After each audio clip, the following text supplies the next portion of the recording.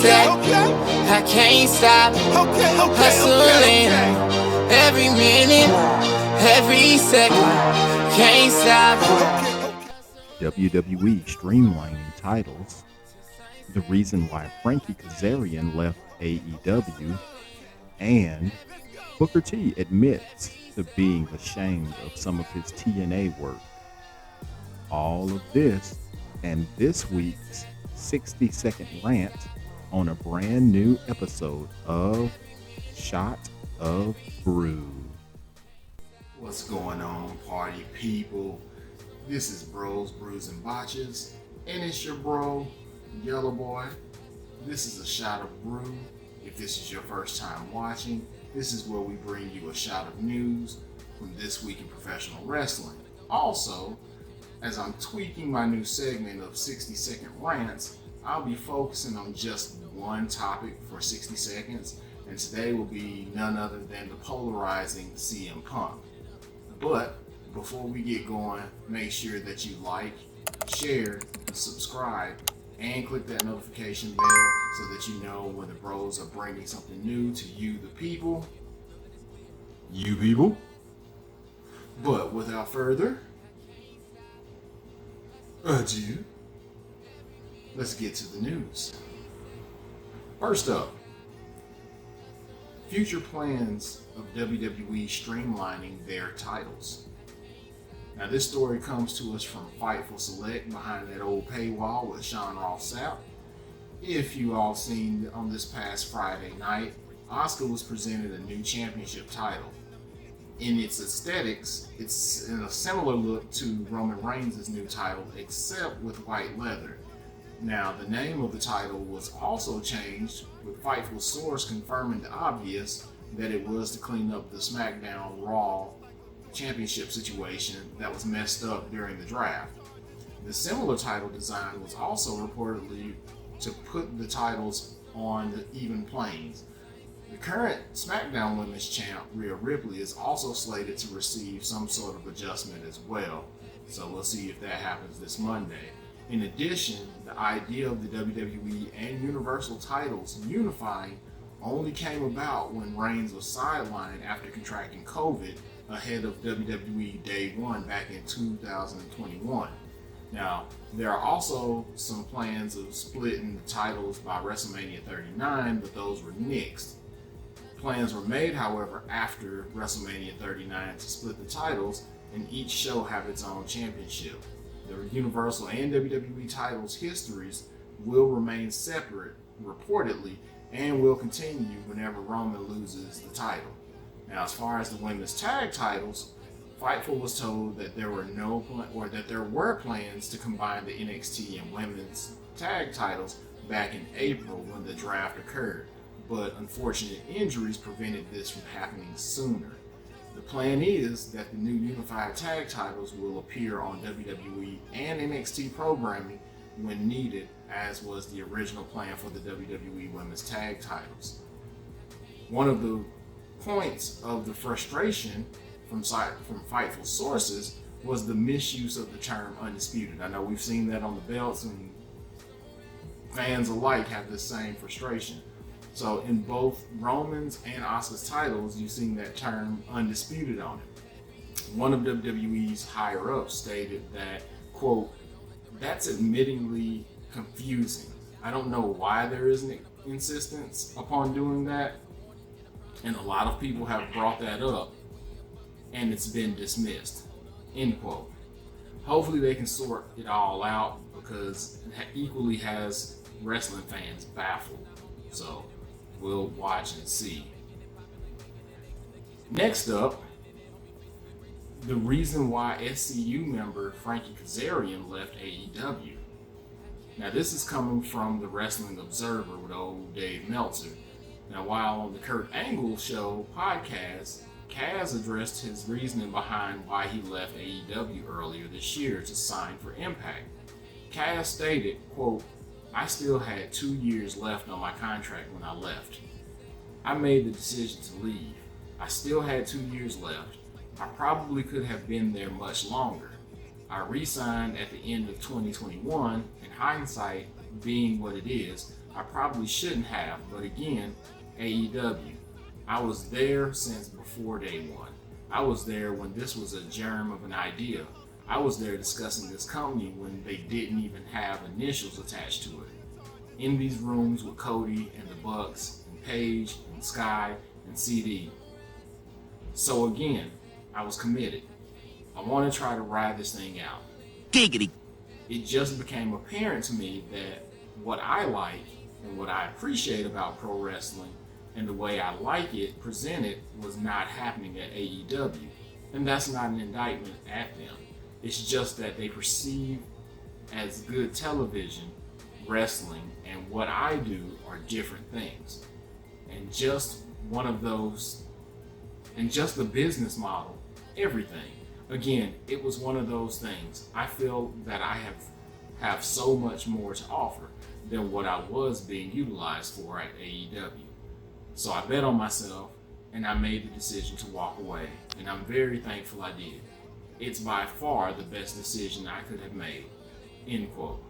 So it does appear that Kaz has been enjoying his current run in Impact, where he signed on to post AEW, and he recently feuded with Eddie Edwards. So just a little behind the curtain of a little why Kaz decided to leave and break up SCU. You know, there were the initial AEW tag team champions, Kaz and Scorpio Sky, who will be returning for Collision, but they were the initial tag team champions. So kudos to Kaz for betting on himself and doing things that he loves. Up next, Booker T admitted that he is ashamed of some of his TNA stuff. So this is out of WrestlingHeadlines.com. While on his latest Hall of Fame podcast, Booker T looked back on his WWE departure, time in TNA, and more. When it came to his WWE departures and his intentions to return the Hall of Famer, was quoted saying, quote, I'm not going to do the voice, I was going to do the voice, I'm not going to do the voice. When I left WWE, I wasn't expecting to ever go back. It wasn't a thought process in my mind as far as I'm leaving WWE. I'm going to go over here and maybe I'll find my way back. I literally thought that was the end of my WWE career, my WWE run, and totally had no expectations of going back to the company or anything like that. But when the opportunity came, I was like, oh heck yeah. When they asked me to do Tough Enough, I was like, man, I'm all in. It's something I could do.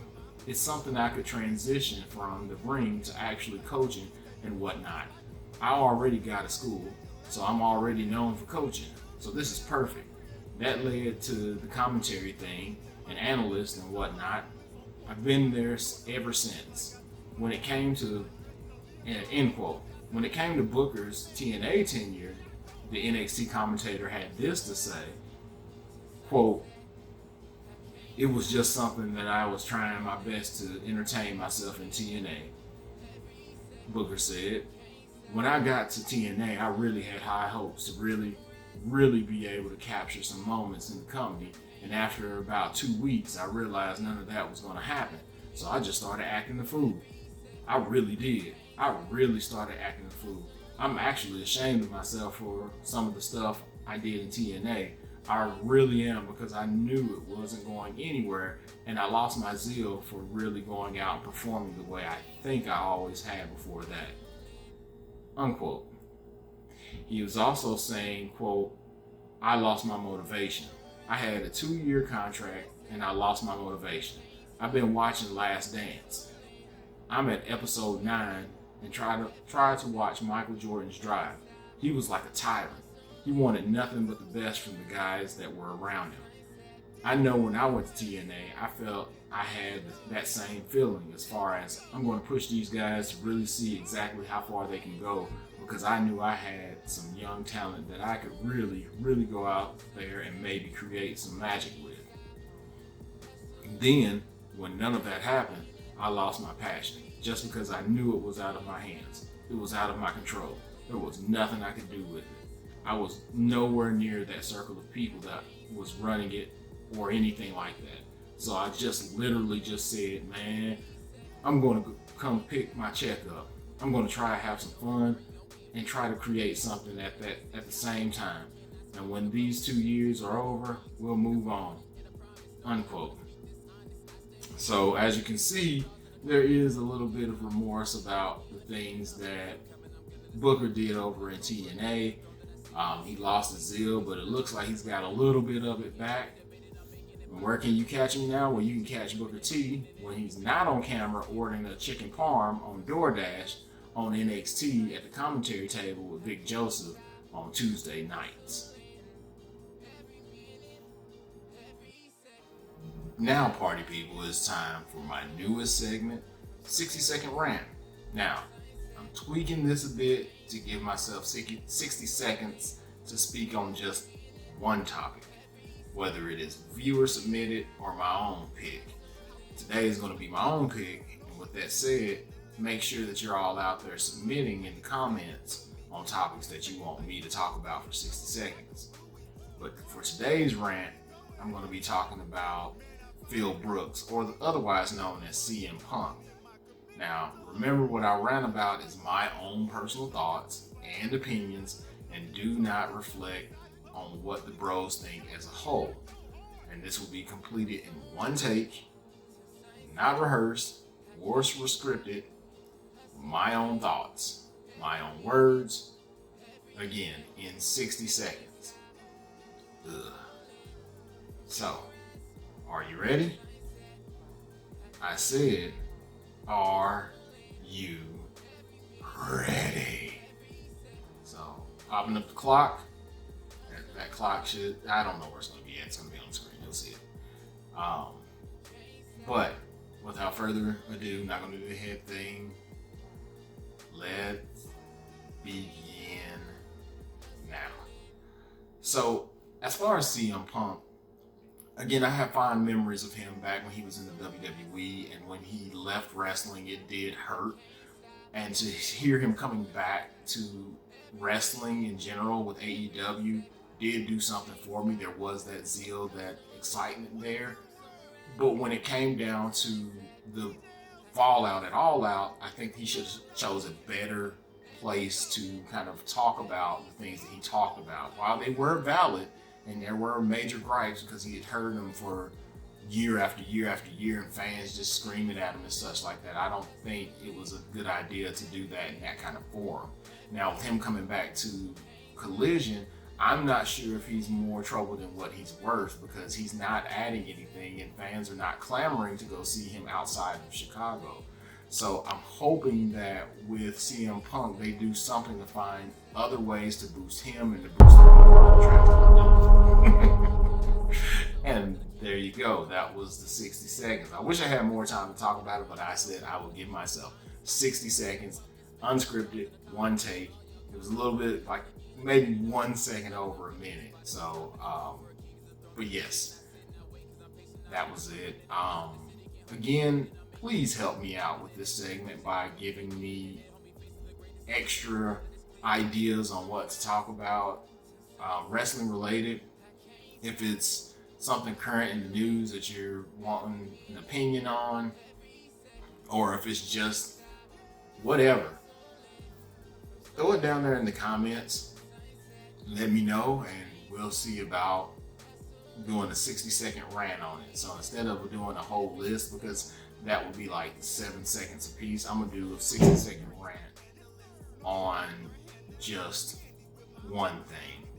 Yes, I'm sorry about that. There's just 6 seconds rant on one thing. So yeah, just post down in the comments, tell me what you think, all right? And that was the news. Make sure that you, as always, like this video. And if you could be so kind, as always, once again, to post a comment on the video in order to aid us with the algorithm and get us on our way to 1K with subscriptions, and also help us with ideas for 60-second rants and for sips and for Mad Dog Monday. So please make sure you're throwing things in that comment section. Also, check out the description below to follow the bros on all social media. And get yourself some Bros, Brews, and Botches merch from our friends over at Elevated Creations. Also, check out DJ L Spade. His link to his link tree is also in the description, so check him out for new music and new projects that he's working on. Currently, he's in the States and not over in Japan, so maybe he's doing something here. Go check him out, find out what. Also, make sure you're setting your notifications on Twitch, as I am still slowly working through WWE 2K23 My Rise. Now for this week, I'm not sure if I'll be on there as frequent. I do have a little bit of a medical procedure scheduled. I have surgery this week, so I may not be able to do anything. So just make sure you have that notification set so that you know when we're going to be doing something. Also, keep an eye out for Hogs Wars as he plays through MLB The Show 2023. Usually it's during the weekdays around 1 p.m. Central Standard Time is when his peak hours of play are. So check him out for that. And also keep your eyes open where we may also, as a full Bros, Brews, and Botches, play Redfall together. So keep your eye out for that. Also, make sure you're checking out OHB on Mondays and Thursdays with his beer reviews, with Mad Dog Mondays on Monday, and then his sips on Thursday. So all of those things. And then of course you have me, Yellow Boy, with Shot of Brew on Sunday. So continue to check that out. But thank you guys as always. Thank you for continuing to build. But I'm Yellow Boy. This is Bros, Brews, and Botches. And this has been a Shot of Brew. Again, thank you for watching. And as always, we love you. And until next time, we out. No shipping or handling, I'm handy with my hooey. Even haters hand it to me. I campaign like Dewey, stay afloat just like a buoy. You wanna get your laughing, go ahead and sock it to me. Man, I find creative ways to keep my money coming in. My commitment to hustle is on point just like a dorsal. It's like I took